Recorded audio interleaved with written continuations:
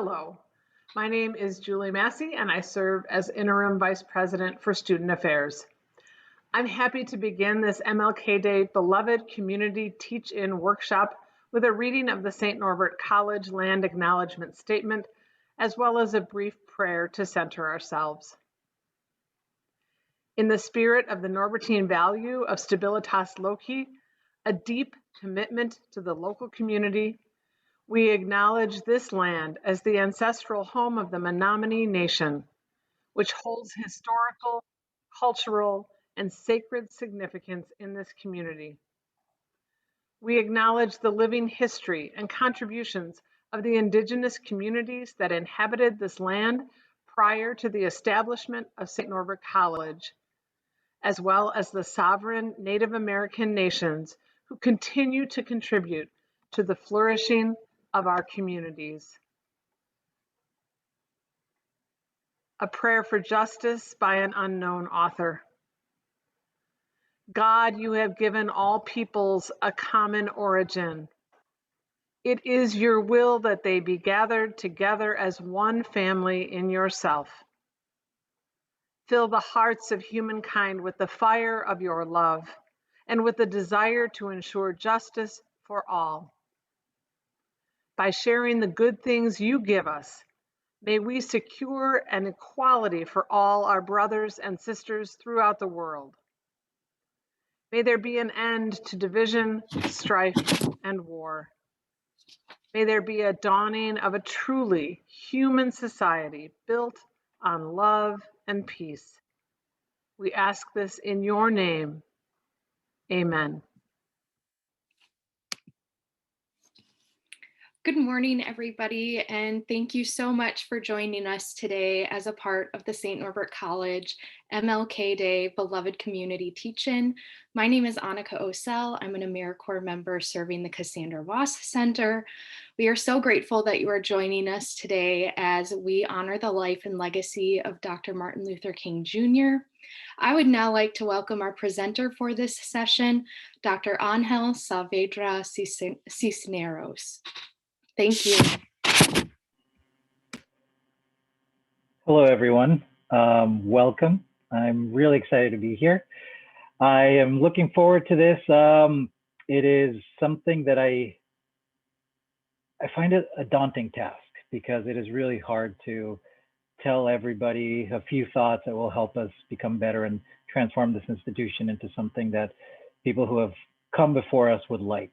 So I have a PowerPoint. I'm going to share the PowerPoint and I'll tell you a little bit of some, I don't want to call them ground rules, but some ideas that I have for how I would like to go about this presentation.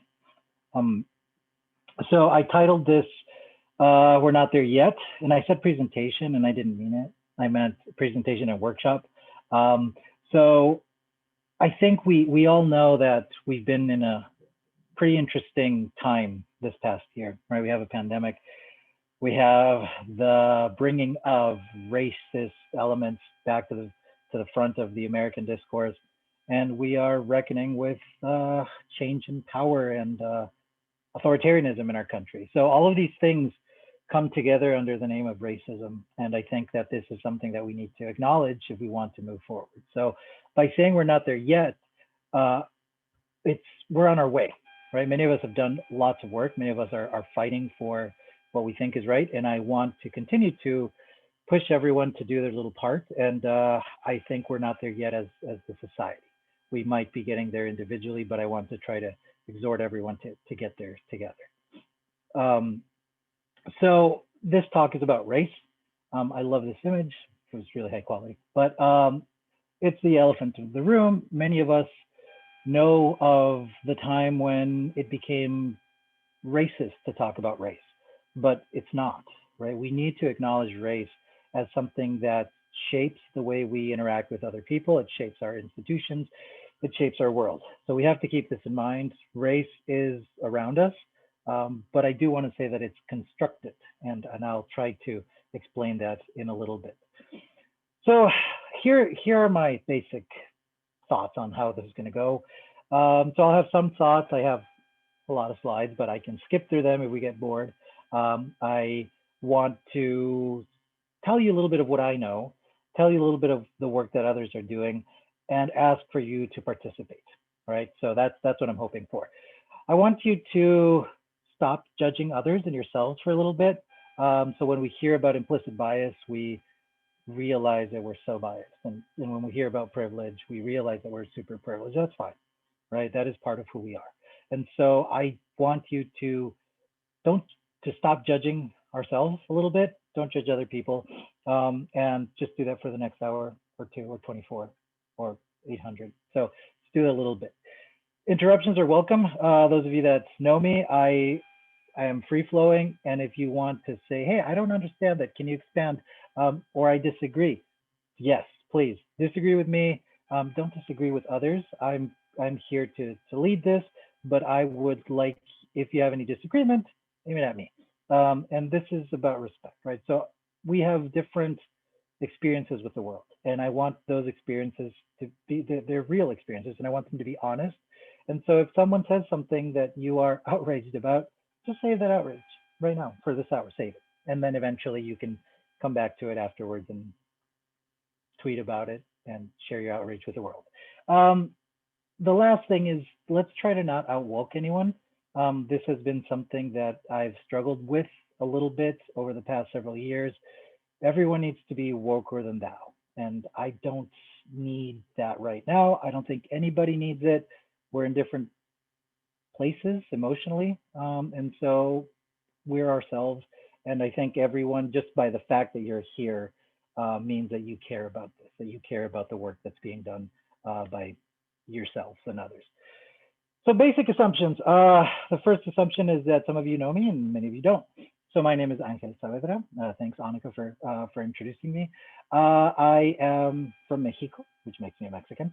I grew up in Mexico and the US. I'm a mix of a bunch of experiences, but my whole family is from Mexico. My parents live in Mexico. My kids, I have one purely American kid, and that's the fault of the consulate. But my kids are Mexican and American and Mexican American. I'll talk about that in a little bit. And that's me, right? That's who I am. I teach political science, but I focus on political psychology. My assumptions about you, I kind of hinted at those. I assume that you care about this work. I assume that you're doing the work. I assume that you are a smart and caring individual, and that's why you're here. And so that's my assumption about you. If I'm wrong, I'm sorry. You can send me a chat message and tell me, yeah, you assumed wrong, and that's fine, because I hope that this talk helps bring in people from all kinds of different interpretations of the world. So the assumption about today's chat is, again, that we're here with an open mind and we're here to respect each other.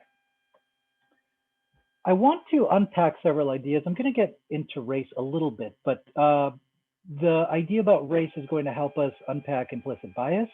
And I want to talk about what I think it is.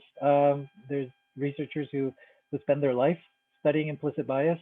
I only research it. It's not my main area of focus, but I want to try to convince you that it's probably not as bad as you think. I want to talk about privilege. We've heard about checkered privilege, all these things that work very well for high schoolers, but I want to move beyond that, right? I want to get us to understand how privilege is not a racial thing, but a societal thing. White supremacy is the next thing that we have to acknowledge. There's a lot of work being done about the role of white supremacy and authoritarianism in modern United States, but it is something that I do want to talk about explicitly. And then the last thing is multiculturalism and identity. I want to suggest in my own research that we are multicultural individuals, that individually we have multiculturalism. And that might seem unlikely, might seem hard to do, but I'm going to hopefully present you with an idea of how we can become multicultural, even though you might say, well, I'm from Wisconsin and I've been here my whole life and all my family's been here for 4 generations. So I want to try to get us to think about that. So first, groups, right? What do you notice here? What is standing out? Right, there's a player among fans. That's the thing that we were all thinking about, right? One is dressed in actual NFL athlete. The other ones are fans, right? That's the only thing that stands out. But groups are all over. they exist around us.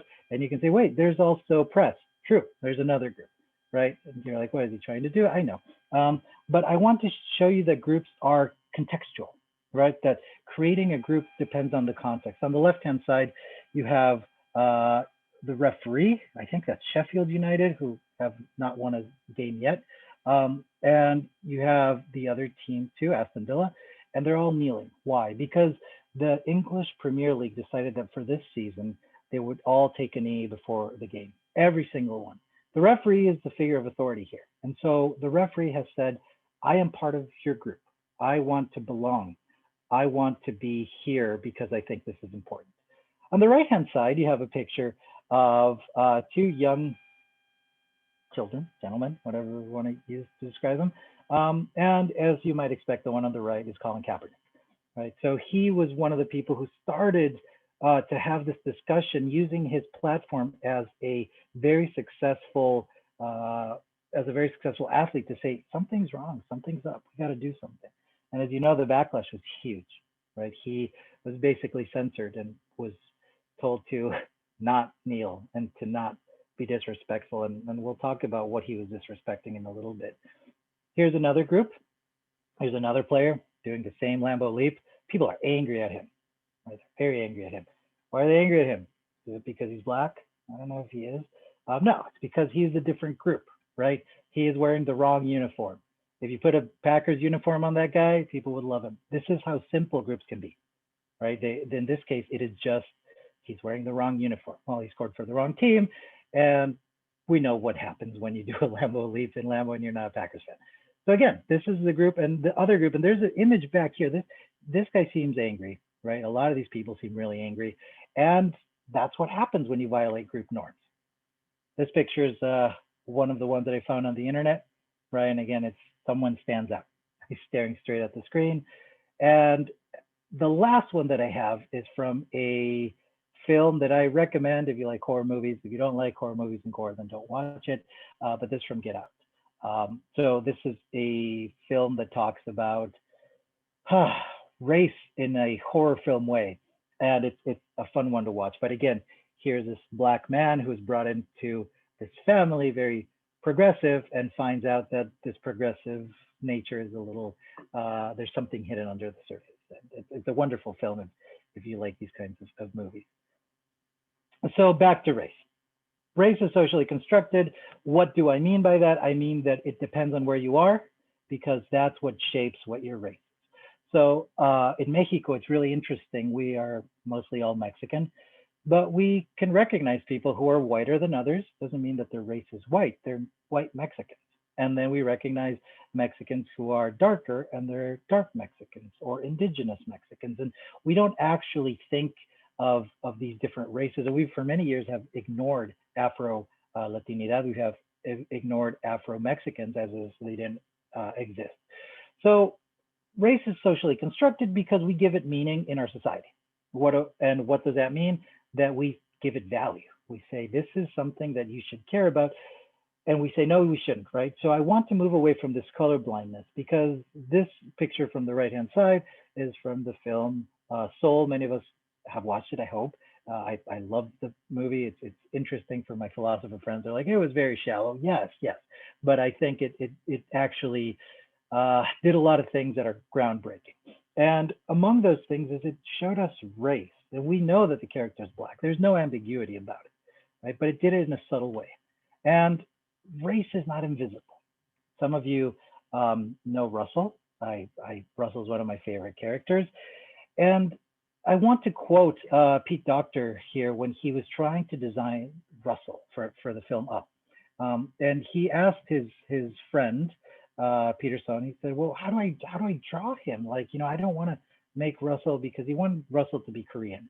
But how do I make it so it's not stereotypical, so I'm not playing into stereotypes, so I'm not building them up? And the answer was given. I'm going to quote it because I think it is brilliant. Is Korean eyes are shaped differently than Caucasian eyes. Look at me and draw what you see. The truth isn't racist, right? So there is truth here. Now you might say, wait, you said race is socially constructed. Well, yes, our phenotypes are not socially constructed. We look different, right? We have different experiences. We're shaped differently by our lives, by our genes. but the way we treat race is a social construction that I want us to think about, right? So Russell is clearly Korean, according to the creators of the film, and it's fine, right? It is a feature, it's a distinguishing feature of him, right? And what I want us to get to is to try to remember that yes, there are things that make us different from each other, but we can mitigate the negative effects of race, which are many. So here's where we get a little bit into the research. Many of you have heard about this, but I want to kind of make my point right now that we are cognitive misers. What does that mean? Our brains are lazy. We don't like to think hard. Our brains take up a lot of our energy, and our brains say, what, I'm going to find a shortcut. I'm going to make things easy. So that's why we use stereotypes. Right? So when we categorize things, we simplify the world. We make it so that we understand what belongs, what doesn't belong. We did all these things as children, and we learned that when we create categories, the world is easier to navigate. Also, sometimes we categorize to improve our self-worth. What do I mean by self-worth? We feel better about ourselves, right? Oh no, I'm not like them. Oh no, I'm not like them. We do this all the time, right? Yes, I am this, but I'm not like them, and I do it a lot. And so this is something we do naturally because we want to think of ourselves very highly. We want to say, yeah, we're good people. And so this is important because we separate the world into these things that from which we belong and we don't. And if we're trying to understand the world little by little with every single experience in mind, it gets really hard. And I'll give you a quick example. And this, yes, this might sound racist. I don't think it is, but again, if you disagree, we can say that. When I got to BYU, I did my undergraduate at Brigham Young University in Utah, 98% Mormon, 98% white. And the first week I was walking around campus looking for my roommate, Nate. And Nate is a 6'1" white, clean cut Mormon from Texas, Utah, Texas. He says Texas, but it's Utah. And I was walking around campus. I was, is that Nate? No. Oh, that's Nate. No, that's. There were 30,000 other white, tall Americans there, half of whom are men. And so for me, they all looked the same. It was really weird. Everyone was my roommate. Why? Because my brain wasn't used to this, to distinguishing clean-cut, tall, white men. I'm kind of exaggerating. It's not 15,000 of them, maybe 2,000, right? And that's not an exaggeration. Then I went to do my PhD at Stony Brook University, Long Island. There's a large population of Korean and Chinese students. And so after being there for 4 years, I got really good at figuring out the phenotypes of Korean and Chinese students. And I said, oh, I can figure this out. And then I went to my first tenure track job in South Texas. So right on the border with Mexico in McAllen, Texas. And it was basically 90% Mexican or Mexican American, and everyone looked the same, right? These are my people. This is who I am, and I couldn't distinguish them. Like, oh my God, you all look the same, right? And it wasn't me being racist. I hope it was my brain being very lazy, saying, you know what? I don't know. They all look the same, and this happens, right? So can we change our behaviors? Yes. So how do we do that? It takes effort. Remember that who we are is a reflection of our environment, our socialization, and our attitudes. And so we're not just perfect beings who will behave in the way that we expect ourselves to behave in the perfect and best of times. We make mistakes. The forces around us shape us. I mean, think about gravity, right? Think about the pressure that we have from the atmosphere. We're shaped by all of this. Right? And so the environment, our genes, socialization, all of that creates our private self. And our role is to figure out how do we transform that into our public self. And that's what I want you guys to think of. So right now I have the first mini interaction thing, and I quote unquote, air quotes, because I know it's not very interactive. But I'm going to ask you a couple of questions, and I want your just to give me thumbs up if you answer yes to this. I think you can do thumbs up, right? Some sort of reaction on Zoom. So we should be able to do something. Or you can say yes or no in the chat box. Okay, so first, let's take an implicit bias test. see. Okay, it's always fun because I get to see. Okay, yay. Okay, so a lot of us have taken the implicit bias test. I'm opening chat box. Okay, so I'm going to talk about. I got a couple no's. Going to talk about the implicit bias test in a little bit. Well, not me, but the actual researcher, Dr. Banaji, is going to tell us about what it is and how it works. So those of us who have, those of you who haven't, you're not. I'm going to argue you're not missing out on much, but I'm going to try to unpack it. Second question is, who was surprised by the results? And here, if I don't see like thumbs up, that's fine, because somebody's like, nah, I know it was biased. Yeah, I don't really like fat people. I'm like, wait, what? Yeah, that's one of the tests. So there's all kinds of implicit associations that we have. And some of us are surprised, like, how? I don't. And then we argue and disagree with the method, right? So the last question, who is totally prejudiced?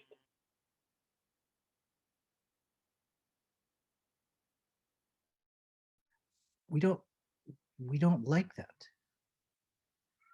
right? We have stereotypes, right? We have these, and this is how we organize our world. So are we prejudiced? Maybe. Do we act on our prejudice? That's the difference, right? At what moment do we decide that we're acting on our prejudice? At what moment do we say, you know what, maybe I should take a second to think about why I'm doing what I'm doing? So I'm going to share video next, and I have to make sure I optimize to share my optimize for video clip. So you might lose me for a second, but I hope it works. And if it doesn't work, we'll try something else. Okay, sorry.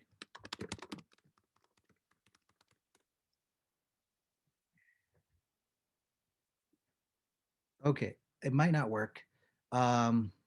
Apparently my computer wants me to restart. That's not ideal. I'll try it one more time and hopefully it works, but if not, I'll just tell you about what Dr. Banaji is talking about. Um,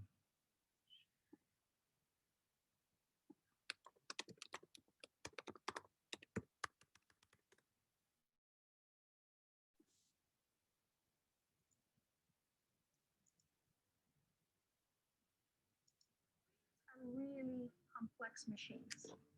do you guys hear anything or no? So much. And any complex machine has to have shortcuts. And one of the things our brain does is that it learns. It learns from certain kinds of experiences, it learns from what people tell it, and it uses that in a new context without having to think about it again. There are certain ideas that are coming through at me of what's good in our society, what's not so good. And implicit bias is really a creation of all of these forces. Our biology, how our minds pick things up, how we churn this information in our head, and then how we spit it out when we have to make a decision like who are you going to hire? Who looks dangerous to me? Think about implicit bias as the thumbprint of the culture on our brain. We carry it around with us. We don't even know that we have it. And yet it emerges. Something that we do know from the scientific literature is that mandatory training does not work. You bring people into a room and you succumb them to what you call diversity training. And what you will produce is either no effect or you will actually see a reverse effect. Your workforce will become less diverse. But if you do your training in a voluntary way, where people are encouraged to come and you make your training exciting, interesting, smart, then there is a chance that that training is going to take effect. We should know that change is going to come when individuals and organizations act together. It has to have an understanding that humans like me are going to be biased. What is it going to do to create procedures, to create ways in which we do our interviewing, the way in which we read a person's work? What are they going to require us to do? We really have to hold two groups of people responsible. What are the senior most people in this organization doing about it? How are they implementing changes that will lead to better ways of hiring, recruiting, promotion, dealing with your clients, how you run your own team? all of these processes need to be examined, evaluated, and improved. And then the individual has to step up and say, I'm going to do my piece every day. So to measure success, you can look at certain things. People often focus on the presence of a diversity of people in the organization. But I don't think that's the only thing, because even at the level of hiring, I'm watching lots of organizations hire more diversely. But people leave the organization in very different numbers. So it's not just the hiring and having them there, it's what is the environment like for a very, very different people, all of whom feel like, I want to get there to work today. So what are we doing? What is the health of a place? So when Starbucks tries to set aside a day to think about this, I think that's a wonderful thing. What they're signaling is that they care about this, that this is an important enough issue. But they should be absolutely aware that this day is not going to change practice. It takes a lot of work to make people give up their privileges.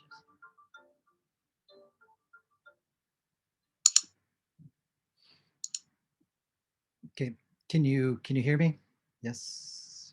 Okay, great. So this is, I want some discussion. Maybe, yeah, I didn't think we'd have these many people, so I'm really excited. But if somebody would like to, let's start by thinking just, just internally. What is she telling us? Does she answer the question of how do we change our implicit bias? And here I will give you some hints. And also maybe think about what SNC is doing and why we're not there yet. So if someone wants to share, I'll spend 3 minutes probably here, and then I'll move to the next part of this. There's 3 questions here, so if anyone wants to answer any of them, that's fine. And if you don't, if you're like, yeah, this is a huge group, I'd rather not, then we can continue.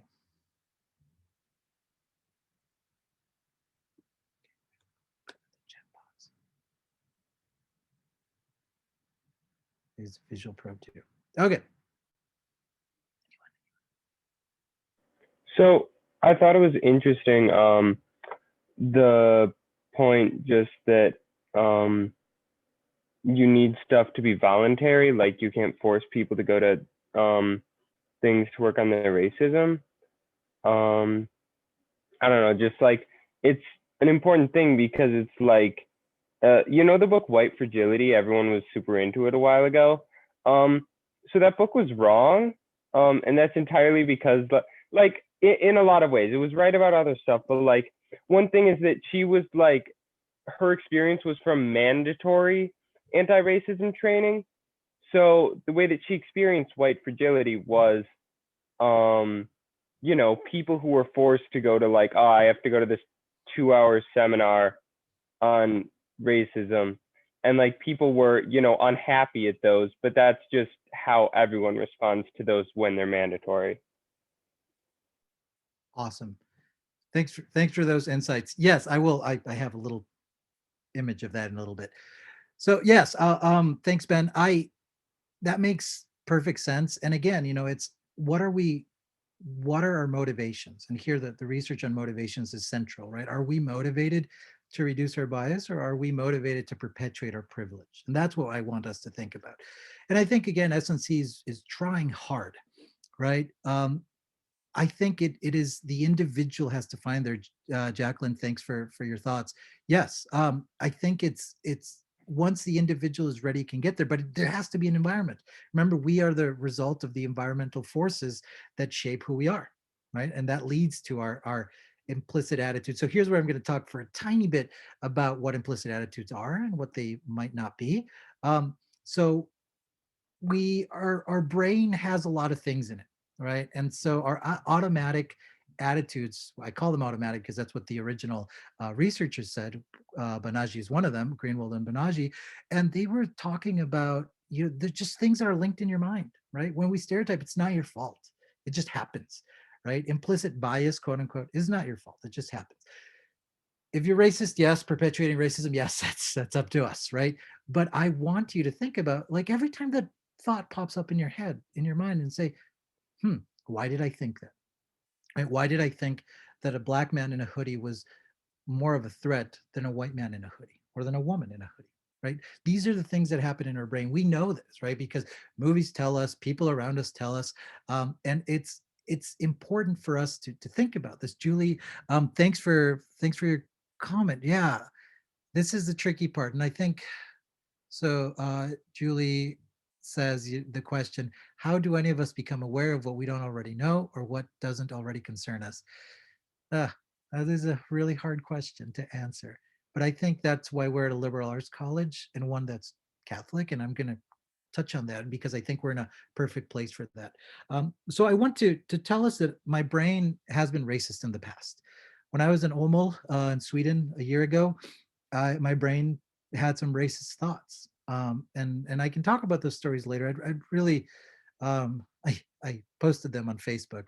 But in Green Bay too, and I'll just tell you the really quick, the almost story is much longer, but in Green Bay, we have a house, three houses down from where we live. It just sold for $250,000. And it was why? Because I'm a Zillower. I don't know if that's a thing, but most of us have become Zillowers. And I saw the family move in. It was a brown family. Family kind of looks like me. I'm like, oh, I can identify them. Um, and the first thing that crossed my mind, and here's my racist thought, was I wonder how they could afford that, right? And this is a racist thought, right? Because I'm suggesting that people who look like them, I know nothing about this family, but I was thinking, they're probably not wealthy enough, right? This is crazy. But I caught myself. I said, oh, that's bad. And I still haven't baked them anything, but it's a pandemic. So I promise I will once the pandemic subsides. So again, this is something, it came to my mind and I said, oof, I don't like thinking that. So I train. And just like anytime you're trying to train, you have to say, okay, is that really what I want to think? Maybe not. And then you update. We can update our minds. And one of my favorite articles ever is Patricia Devine's 1989 Stereotypes and Prejudice, They're Automatic and Controlled Components. 1989, right? It's been a while. She found that we all use stereotypes, but if we take the time to think about what we're thinking and then adjust what we're doing to fit what we would like to do, we're capable of stopping these automatic processes. So this for me is one of those articles that I read in grad school said that's it. We can stop. We can stop these processes, but it takes effort. It takes a lot of effort. So I want to try a little thing. And again, let's do the reactions. And here's, this, do try this at home. And I want to see what you guys think. I don't know if I clicked on the right thing. Here we go. I want you to picture the American dream in your mind. Some of us close our eyes to picture the American dream. Okay. So does somebody want to tell me what they picture? And if you don't, that's fine. You have an image in your mind right now, the American dream, a family living the American dream. And if you want to type it up, you can. If you want to tell me, I welcome that too.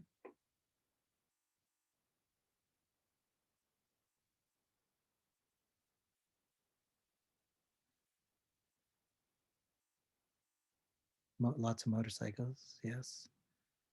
From textbooks, yes. White picket fence, colonial settlement frontier. And Lori, yes. What heterosexual, two kids. When I want you to think about how many of you thought of a black couple, a black gay couple?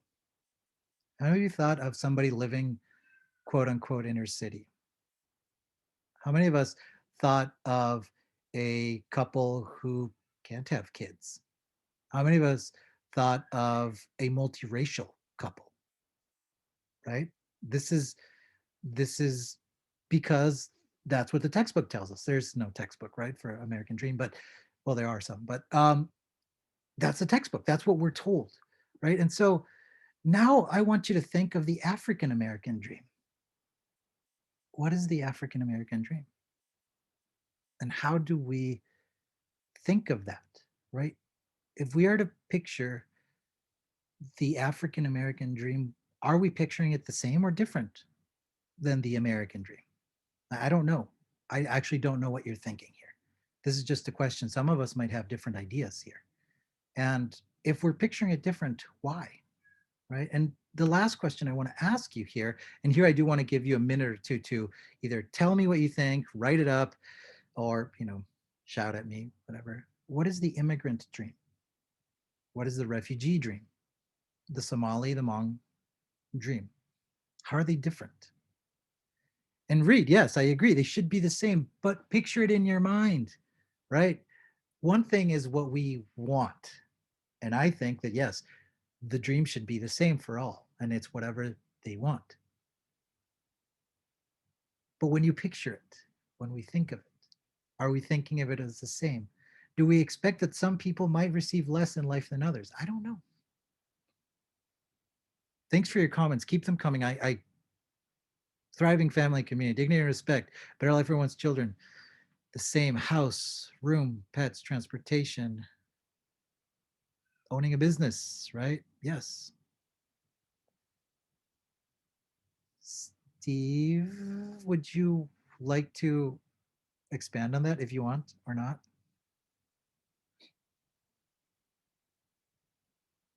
Stephen Rupsch said more choices. Yeah, sure. I think that a lot of I'm second generation on my father's side, and I think that one of the things, especially about the immigrant family, that always struck me is like my grandparents. It was all about uh, their kids' ability to choose what they wanted to do, as opposed to being set in a pattern that they had no choice about, being stuck, um, which is a lot of where the hard work equals success. All you have to do is work really hard and you can have whatever you want, that kind of idea. Thank you. Yes. Yeah. So we have these dreams that we want our kids to have, and they're all different, right? Really, they're culture centric. And I really like that because we are a multicultural society and we can't deny that. Thanks for sharing all these ideas. This is great. I really appreciate it. So here we go with the privilege thing. Check your privilege. We've heard that. White privilege. We've heard that. It's not all about white privilege. We all have different types of privileges. Sometimes we have privileges that we are unaware of until we encounter them and someone says, "How did you do that?" Oh, yeah. Or why did they treat you differently?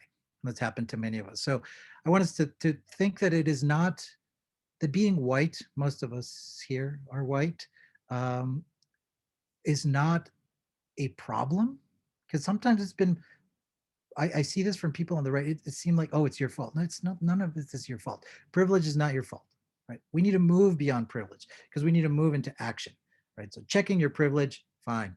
Let's move into action, right? Because the privilege itself doesn't help unless you want to work on your privilege and expand on it. And here's where I want to show you another clip.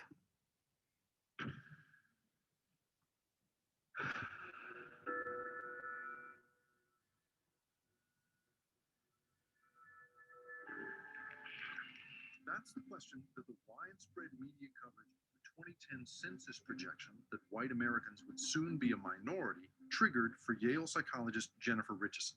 I was listening to the radio, noticed these reports about the changing demographics of the United States getting repeated. People of color accounted for 91.7% of growth. It's like the future of our country on steroids, and it's happening now. And I would see it on my Twitter feed or, in social media outlets, these articles about this happening. And I'm thinking, wow, social psychology suggests that this type of communication and how it's constructed as majority minority, right, or this coming white minority is probably going to be threatening to lots of white people, right? Lots of people who maybe don't think of themselves in terms of their racial group membership, but this type of communication will suddenly make them think of themselves in terms of their racial group membership, and in a very defensive way that's likely to lead to the expression of racial bias. And that's just where we started. Richardson and colleagues at Northwestern conducted a study that was released before the 2016 presidential election that was later nicknamed the Rise of Trump Study. First, the researchers asked nearly 1,000 white participants what kind of government they favored. Very conservative, very liberal, or somewhere in between. Then they exposed half the participants to media coverage of the census forecast. The news that white Americans would soon make up less than half the population had been covered by every network. For the first time, minority groups now account for about half of American children under the age of 5. Census Bureau figures show more minority babies now being born than non-Hispanic whites. The researchers exposed the other half of the participants to entirely different neutral information. Then they asked both groups what kind of government they now favored, given the information they'd just been exposed to. The political views of the group that watched the neutral information didn't change, but the views of the group that watched the news clip about white people becoming a minority changed dramatically.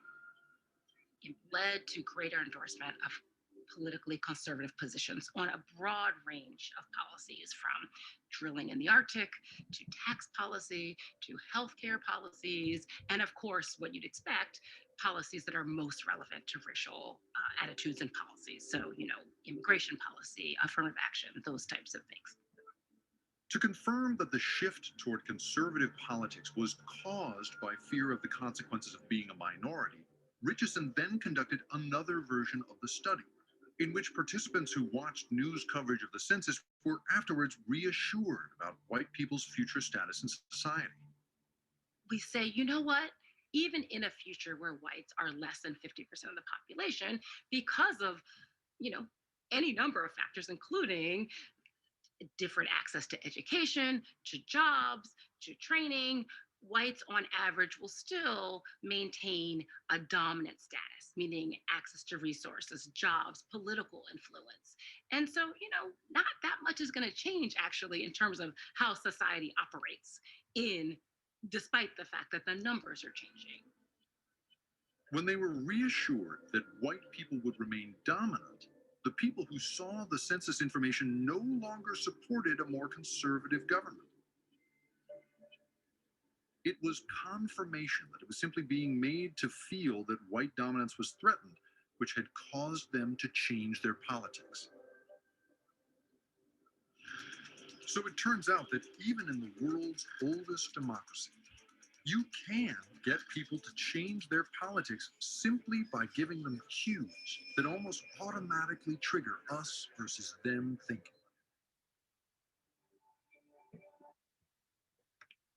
So this might have been surprising for some of us. This was probably more surprising a month ago. But we now know that white supremacy is the perpetuation of this hierarchical politics based on race, right? And we know that it's happening. And there was an article published late last year by Larry Bartels, where he shows that people who don't feel that races are equal, that people should have equal access to resources, were much less likely to support democracy, right? And so this is something that we know, and it's something that is tricky and scary. And I'm just going to play the first couple of minutes from this clip. It's an NPR story. I've uploaded this to my website, so I'll tell you guys about that in a little bit. But I want to play a couple minutes of this because this is an interesting story on an short essay penned by one of the NPR hosts. There's been a lot of talk over the last few days about just what that attack on the Capitol says about America. We heard the same words over and over again. This is not who we are. But our next guest says it is. NPR's Sam Sanders, host of It's Been a Minute, wrote a piece about this on npr.org, and he joins us now. Hey, Sam. Hey, how are you, Tanya? I am well, thanks. So Republican Ben Sasse of Nebraska actually said, our kids need to know this isn't what America is. And you call that sentiment a lie. I think it is a lie. Yes, I do. Say more. I think that since this country's founding, America has been a country built on racial hierarchy and exploitation and subjugation. And a lot of that history is still present, and we don't want to talk about it or examine just how big of a factor race is in American life still in 2021. And flashpoints like the insurrection last week are just the latest chapter in a book that we've been writing for decades and centuries now. When I look at those images from last week, one of the protesters was trotting a Confederate flag through the Capitol. There was a noose outside of the Capitol, and some of those folks had on t-shirts that read Civil War. It's not new. It's with us. And it is who we are. It's who we have been.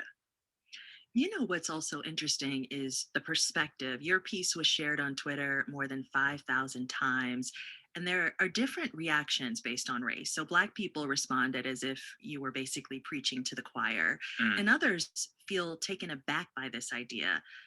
How does this lie that you write about play out every day for you? You know, the lie plays out in the field that I'm in, constantly finding ways to speak truth through my work. You know, we talked about the insurrection on my show last weekend, and I got some emails from some listeners basically saying, well, it's not that bad. It's not really about this, particularly from white listeners, from white readers.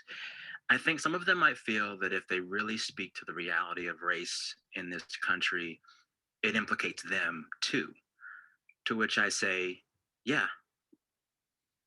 And that's the yeah, right? We need to speak to it. We need to acknowledge it, and we need to There's been a solve it. lot of Oh, talk over the sorry. last few days about just what that attack on the Capitol said. Here we go. So um, we're in the right time and place to make this change, right? And Saint Norbert, being a healer and a peacemaker, leads us to try to fix this, right? It leads us to try to say we have these foundations that we can use.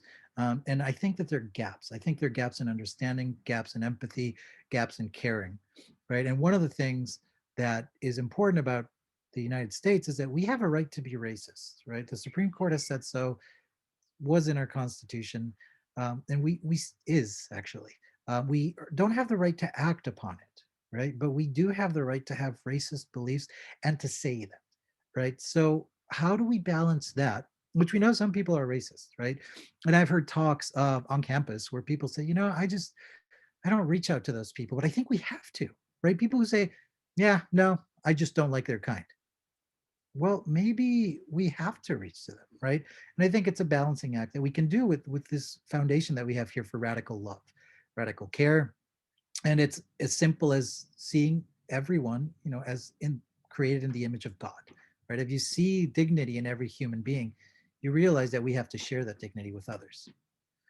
Here's the last clip that I'm going to show, and then we're going to go into discussion from here, because this is one of my favorite clips. Many of you have seen it before, but I want to flip it on its head. So I hope it works, and I hope you guys follow along with why I'm flipping it on its head.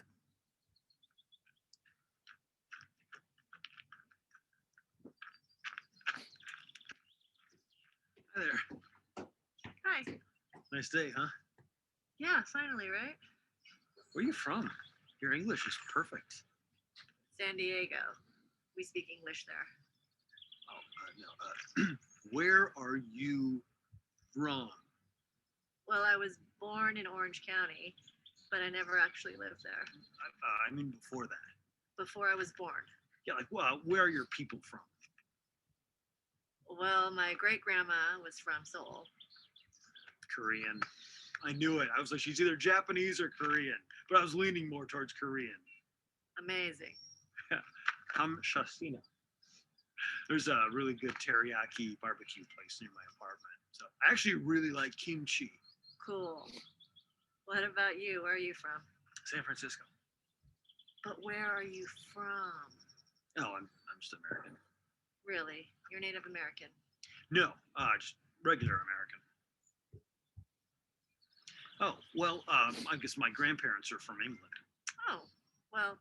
Hello, Governor! What's all this then? Drop in the morning to you. Let's get a small tea, small tea. Double, double, toil and trouble. Mind the gap, beware Jack the Ripper. Bloody hell! I think your people's fish and chips are amazing. You're weird. Really? I'm weird?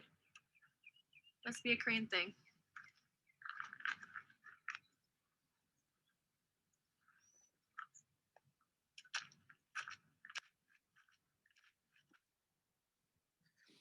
Okay, so before I go into our breakout groups, I want somebody in the chat box, it's I think the easiest way, describe me. Like everyone, just try, give it a shot. Describe my background.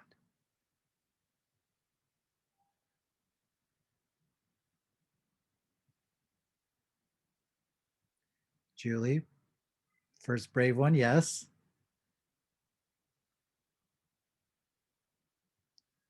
Thanks for the hardworking part. I'll tell my dad.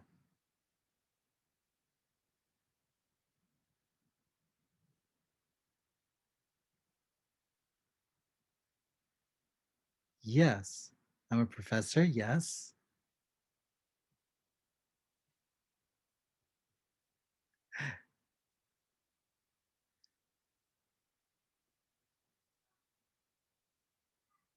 Yes.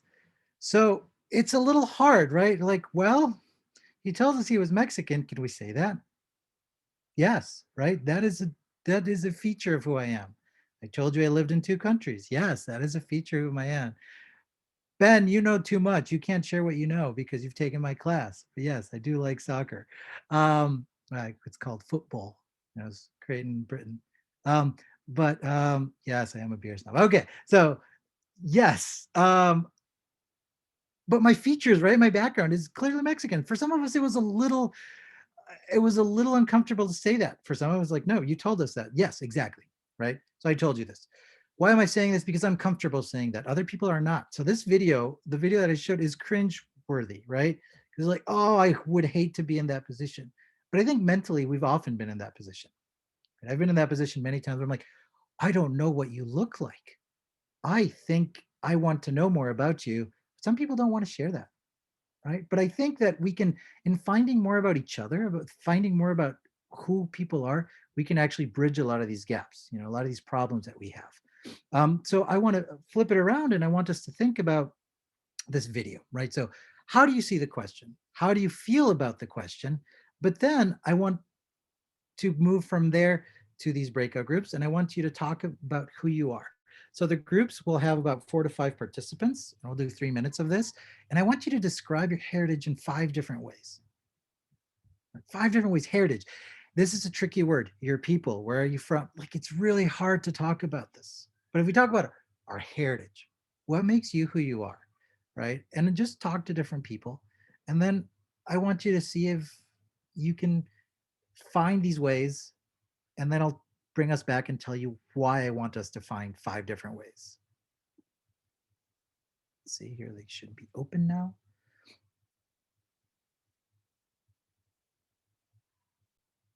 Yes, okay. So you found 5 ways, I hope, to talk about your heritage. Did you find overlaps? I mean, I know we're in northeastern Wisconsin, but did we find overlaps that you might have not expected? Did anyone find something? Elizabeth, would you want to share? Miller?